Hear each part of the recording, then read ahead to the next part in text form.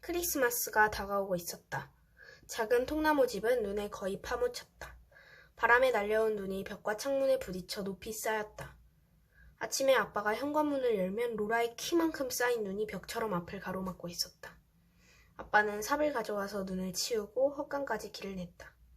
헛간에는 말과 소들이 아늑하고 따뜻한 우리 속에 들어가 있었다. 날씨는 맑고 화창했다. 로라와 메리는 창가 의자에 올라서서 반짝이는 눈밭 너머로 반짝이는 나무들을 내다보았다. 엉상한 나뭇가지에도 눈이 쌓여서 햇빛에 반짝반짝 빛나고 있었다. 처마에 매달린 고드름이 쌓인 눈더미까지 내려와 있었다. 고드름의 위쪽은 로라의 팔뚝만큼이나 굵었다. 고드름은 꼭 유리 같았고 투명한 빛으로 가득 차 있었다.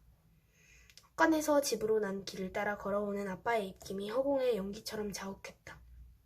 아빠가 입김을 내뿜으면 입김은 순식간에 하얀 성에가 되어 아빠의 콧수염과 턱수염에 얼어붙었다. 아빠는 쾅쾅 발을 굴러 장화에 묻은 눈을 털면서 집 안으로 들어와 차갑고 커다란 외투를 벗지도 않은 채 로라를 들어올려 힘껏 끌어안았다. 그럴 때 로라의 눈앞에 있는 아빠의 콧수염에는 얼었다 녹은 물방울이 구슬처럼 맺혀 있었다. 밤마다 아빠는 커다란 널빤지 1개와 작은 널빤지 2개로 무언가를 만드느라 바빴다. 아빠는 널빤지를 칼로 다듬고 사포로 문질렀다. 하도 많이 문지른 덕분에 로라가 손바닥으로 만져보니 널빤지가 꼭 비단처럼 부드럽고 매끄러웠다. 그 일이 끝나자 아빠는 날카로운 주머니 칼로 커다란 널빤지 가장자리에 작은 봉우리와 탑을 새기고 가장 높은 꼭대기에는 별 하나를 새겨 넣었다. 그리고 널빤지 곳곳에 작은 구멍을 뚫은 다음 그 구멍들을 창문이나 별이나 초승달이나 보름달 모양으로 깎았다. 그 주위에는 작은 나뭇잎과 꽃과 새들을 새겨 넣었다. 작은 널빤지 하나는 부드럽게 휜 모양으로 자른 다음 가장자리에 나뭇잎과 꽃과 별을 새기고 널빤지 전체에 초승달과 소용돌이 무늬를 새겼다. 가장 작은 널빤지 가장자리에는 작은 꽃으로 뒤덮여 있는 덩굴을 새겼다. 아빠는 널빤지에서 잘라낸 나무 조각을 조심스럽게 깎아서 예쁜 장식품을 만들었다. 마침내 3개의 널빤지가 완성되자 아빠는 그 3개의 널빤지를 한데 짜맞추었다. 그런 다음 커다란 널빤지 한가운데를 가로질러 선반을 끼워 넣을 자리를 솜씨 좋게 파냈다. 선반 바로 위에는 커다란 별이 있었다. 구부러진 널빤지는 밑에서 선반을 떠받쳤고 거기에도 아름다운 조각이 새겨져 있었다. 그리고 선반 가장자리는 작은 덩굴 무늬로 장식되었다. 이 선반은 아빠가 엄마에게 주는 크리스마스 선물이었다.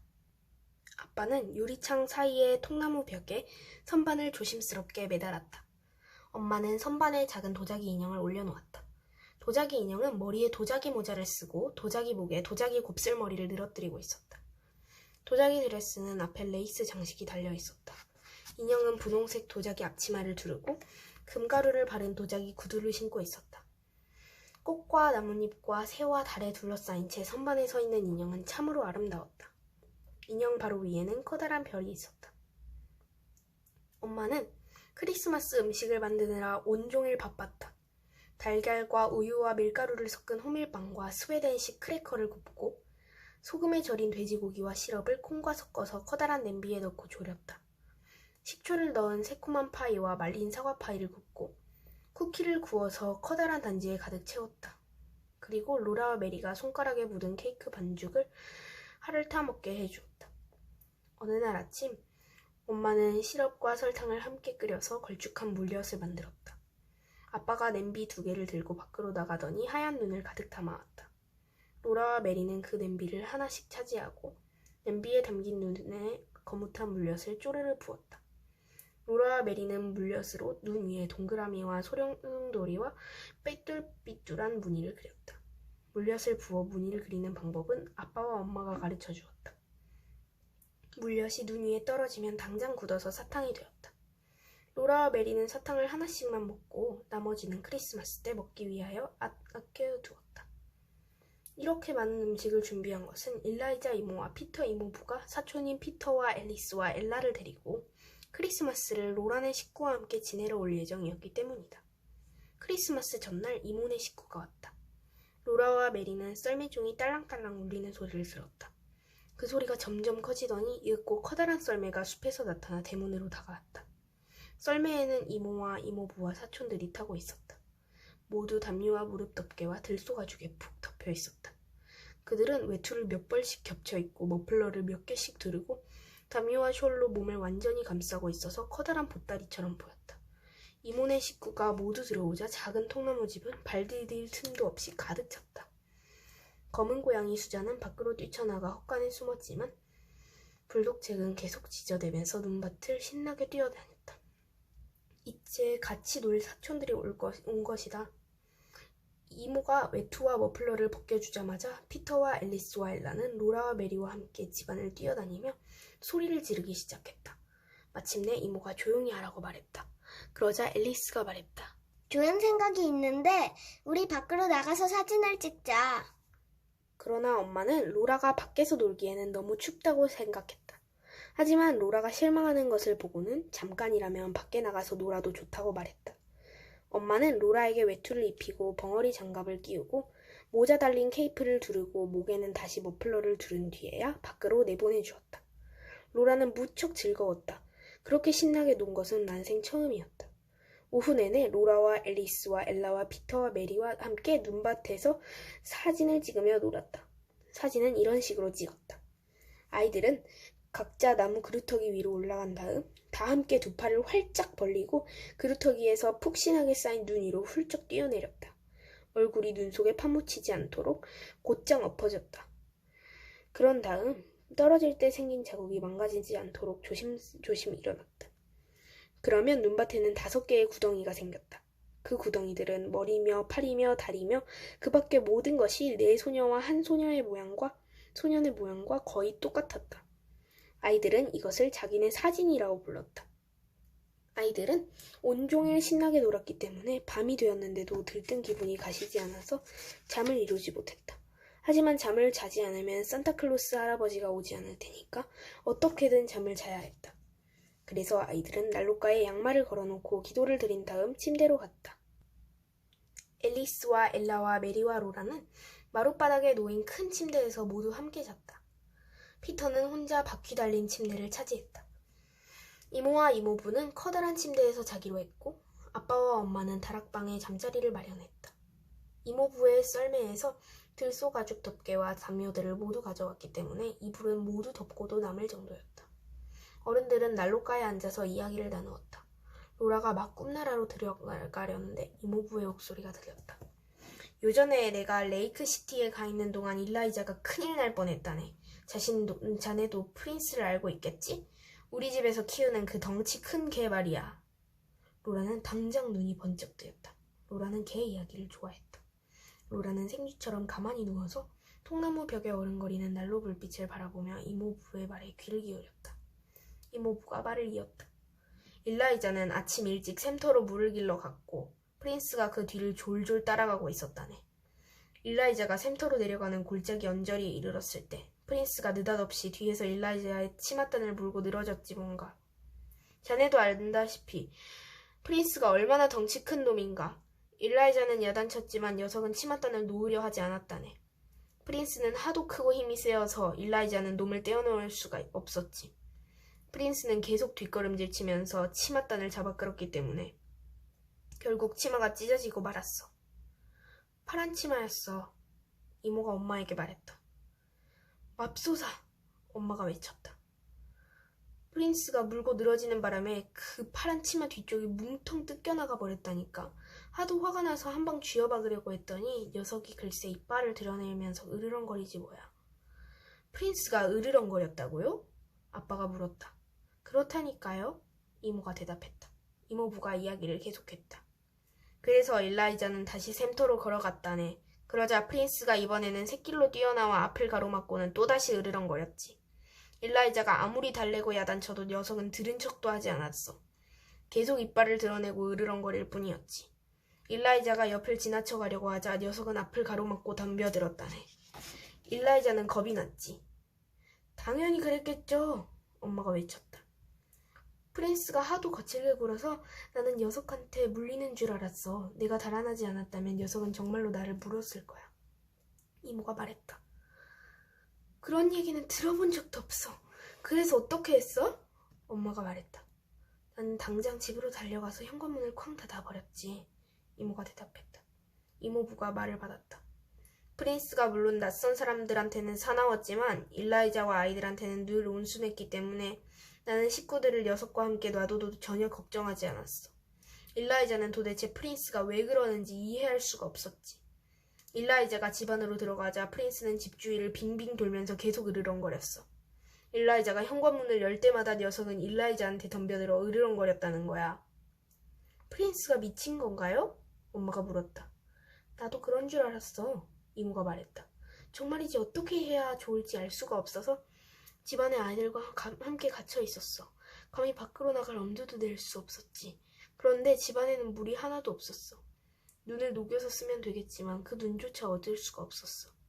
현관문을 조금만 열어도 프린스는 앙앙 짖어대면서 금세라도 덤벼들 것처럼 굴었으니까. 그게 얼마나 오래 계속됐는데요? 아빠가 물었다.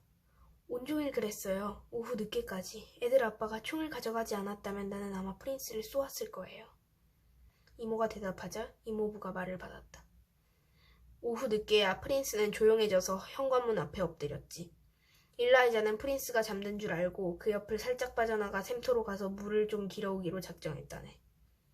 그래서 소리가 나지 않도록 살며시 문을 열었지만 프린스는 당장 깨어났지. 일라이자가 손에 양동이를 들고 있는 것을 보고는 벌떡 일어나더니 여느 때처럼 앞장서서 샘터로 갔다네. 그런데 샘터 주위에는 온통 퓨마 발자국이 쌓인 눈 위에 또렷이 찍혀 있었지 뭔가. 손바닥만한 발자국이었어요. 이모가 덧붙였다. 그래, 아주 큰 놈이었지. 그렇게 큰 발자국은 나도 처음 보았어. 아침에 일라이자가 샘터로 가는 것을 프린스가 막지 않았다면 일라이자는 그 퓨마 녀석한테 틀림없이 당했을 거예요. 나도 그 발자국을 보았어요. 녀석은 샘터가 내려다 보이는 커다란 참나무 위에 올라가서 사냥감이 샘터로 물을 마시러 오기를 기다리고 있었던 거죠. 녀석은 틀림없이 나무 위에서 일라이자를 덮쳤을 거예요. 일라이자가 그 발자국을 보았을 때는 밤이 다가오고 있었기 때문에 서둘러 양동이에 물을 채우고 집으로 돌아갔어요. 프린스는 뒤를 바싹 따라가면서 이따금 골짜기를 돌아보곤 했고요. 나는 프린스를 집 안으로 데리고 들어갔어요. 그러고는 이이가 돌아올 때까지 다 함께 집안에 틀어박혀 있었어요. 이모가 말했다. 그놈은 잡았나요? 아빠가 이모부에게 물었다. 그러자 이모부가 대답했다. 아니, 총을 들고 샘터 주변을 샅샅이 뒤졌지만 찾을 수가 없었어. 발자국만 몇 개 더 발견했지. 녀석은 북쪽으로 갔더군. 숲속으로 더 깊이 들어갔어. 이제는 앨리스와 엘라와 메리도 모두 깨어 있었다. 로라는 이불을 뒤집어 쓴 채 앨리스에게 속삭였다. 맙소사, 겁나지 않았니? 물론 겁났지. 하지만 엘라가 더 무서워했어. 앨리스가 속삭이자 엘라는 자기도 그렇게 무서워하지는 않았다고 속삭였다. 어쨌든 너는 목말라 죽겠다고 야단 법석을 떨었잖아. 앨리스가 속삭였다. 아이들이 침대 속에서 속삭이고 있을 때 엄마가 말했다. 여보, 아이들을 잠재우려면 당신이 음악을 들려주는 게 좋을 것 같아요. 그래서 아빠는 바이올린을 집어들었다. 방은 조용하고 따뜻했다. 난로 불빛이 방 안을 가득 채우고 있었다. 어른거리는 난로 불빛 속에서 벽에 비친 엄마의 그림자, 이모와 이모부의 그림자가 커다랗게 흔들거렸다. 아빠의 바이올린은 혼자 즐겁게 노래를 불렀다. 바이올린은 머니머스크와 붉은 암소, 악마의 꿈, 악한 소의 나그네를 차례로 노래했다. 아빠와 바이올린이 낮은 소리로 노래를 부르는 동안 로라는 어느새 잠이 들었다. 사랑하는 넬리 그레이, 그대를 데려갔네. 내 사랑 넬리를 다시는 보지 못하리. 아침에 아이들은 거의 동시에 눈을 떴다. 그리고 양말을 보니 양말 속에 무언가가 들어 있었다. 산타클로스 할아버지가 다녀간 것이다. 빨간 잠옷 차림의 앨리스와 엘라와 로라와 피터는 모두 환성을 지르며 산타클로스 할아버지가 무엇을 가져왔는지 보려고 달려갔다. 양말 속에는 빨간 벙어리 장갑이 한 켤레씩 들어있었고 빨강과 하양 줄무늬가 있는 박하사탕이 하나씩 들어있었다. 박하사탕의 양옆에는 톱니 모양의 눈금이 새겨져 있었다. 아이들은 너무 기뻐서 처음에는 말도 나오지 않을 정도였다. 그저 눈을 반짝반짝 빛내며 그 멋진 선물을 바라보고만 있었다. 그러나 누구보다도 가장 기쁘고 행복한 것은 로라였다. 로라는 헝겊 인형을 선물로 받았던 것이다. 예쁜 인형이었다. 얼굴은 하얀 헝겊으로 만들어졌고 눈은 까만 단추였다. 눈썹은 연필로 그려져 있었고 뺨과 입술은 자리공 열매에 섰지 않은 칩으로 빨갛게 칠해져 있었다. 머리카락은 검은 털실이었다. 뜨개질했다가 다시 푼 털실을 썼기 때문에 머리가 곱슬거렸다. 발에는 빨간 플란넬 양말을 신었고 구두 대신 검은 헝겊으로 만든 각반을 두르고 있었다. 드레스는 분홍색과 파란색이 어우러진 예쁜 옥양몽이었다. 인형이 너무 예뻐서 로라는 아무 말도 못했다. 그저 인형을 품에 꼭 끌어안고 다른 것은 아예 잊어버렸다. 로라는 일라이자 이모가 놀릴 때까지 사람들이 모두 자기를 쳐다보고 있는 것도 알지 못했다. 이모는 이렇게 말했다. 얘들아, 저렇게 큰 눈을 본 적이 있니? 로라는 벙어리 장갑과 바카사탕에다 인형까지 받았는데도 앨리스와 엘라와 메리는 셈을 내지 않았다. 로라는 갓난이 캐리와 이모네 젖먹이인 돌리바든을 빼고는 제일 나이가 어렸기 때문이다. 캐리와 돌리바든은 인형을 갖고 놀기에는 너무 어렸다. 너무 어려서 산타클로스 할아버지에 대해서도 알지 못했다. 그저 손가락을 빨면서 몸을 들썩거릴 뿐이었다. 로라는 침대에 앉아서 인형을 끌어안았다. 빨간 벙어리 장갑과 바카사탕도 마음에 들었지만 무엇보다도 인형이 가장 마음에 들었다. 로라는 인형에게 샬럿이라는 이름을 지어주었다. 이어서 아이들은 선물로 받은 장갑을 껴보았다. 피터는 바카사탕을 한 입 깨물어 먹었지만 앨리스와 엘라와 메리와 로라는 좀 더 오래 먹으려고 사탕을 조심조심 핥아먹었다. 이거 참 놀랍군, 이모부가 말했다. 회초리만 들어있는 양말은 하나도 없나? 이놈들 중에 매 맞을 짓을 한 녀석이 하나도 없단 말이야? 하지만 아이들은 산타클로스 할아버지가 회초리만 선물하는 일은 있을 수 없다고 생각했다. 물론 그런 일을 당하는 아이들도 있겠지만 자기네한테는 그런 일이 일어날 리가 없었다. 꼬박 한 해 동안 날마다 착하게 구는 것은 여간 어려운 일이 아니었다. 아이들을 놀리면 안 돼요, 여보, 이모가 말했다. 로라야, 언니들이 네 인형을 안아보게 해주지 않을래? 엄마가 말했다. 이 말은 어린 소녀가 그렇게 이기적으로 굴면 안 된다는 뜻이었다. 그래서 로라는 메리가 인형을 안아보게 해주었다. 그 다음에는 앨리스가 잠깐 인형을 안았고 다음에는 엘라가 안아보았다. 메리와 앨리스와 엘라는 인형의 예쁜 드레스를 매만지고 빨간 플란넬 양말과 각방과 털실로 만든 고수머리가 너무 예쁘다고 감탄했다. 하지만 로라는 마침내 샬럿이 다시 자기 품에 무사히 돌아왔을 때에야 마음이 놓였다. 아빠와 이모부는 빨간색과 하얀색의 작은 네모꼴 무늬를 넣어 짠 따뜻한 벙어리 장갑을 한 켤레씩 받았다.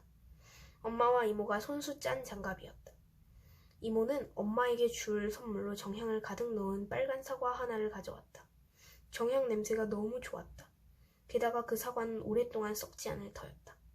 정향을 많이 넣으면 사과가 상하지 않고 달콤한 맛이 오래가기 때문이다. 엄마는 이모에게 손수 만든 작은 바늘결례를 선물로 주었다. 비단 조각을 씌우고 부드러운 하얀 플란넬을 덧대어 거기에 바늘을 꽂도록 되어 있었다. 플란넬은 바늘이 녹쓰는 것을 막아줄 것이다. 이모네 식구는 엄마의 아름다운 손반을 보고 감탄했다. 이모네와 이모부도 그런 손반을 하나 만들어 주었다고 말했다. 물론 거기에 새겨진 무늬는 달랐지만. 산타클로스 할아버지는 어른들한테는 아무 선물도 주지 않았다. 산타클로스 할아버지는 원래 어른한테 선물을 주지 않지만 어른들이 착하지 않기 때문에 그런 것은 아니다. 아빠와 엄마는 착한 분들이었다. 그런데도 산타클로스 할아버지한테 선물을 받지 못한 것은 아빠와 엄마가 어른이기 때문이다. 어른들은 서로에게 선물을 주어야 한다. 선물을 주고받는 일이 끝나자 모든 선물을 잠깐 치워놓아야 했다. 피터는 아빠와 이모부와 함께 허드렛 일을 하러 나갔고 앨리스와 엘라는 이모를 도와서 침대를 정리했고 로라와 메리는 엄마가 아침을 준비하는 동안 식탁을 차렸다. 아침 식사는 팬케이크였다.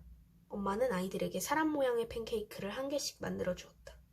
엄마가 차례로 부르면 아이들은 한 사람씩 화덕 옆에 서서 엄마가 밀가루 반죽으로 팬케이크 인형의 팔과 다리와 머리를 만드는 것을 지켜볼 수 있었다.